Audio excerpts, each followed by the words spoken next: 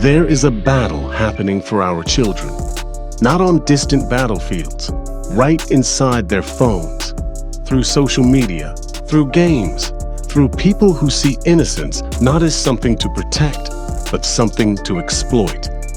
Evil is real, and it is patient. It studies weakness, loneliness, and curiosity, looking for a way in. Parents, this is not the time to look away. Know who your children talk to. Know what they watch. Know where they spend their time. Protect them fiercely, because the world needs more than parents who care.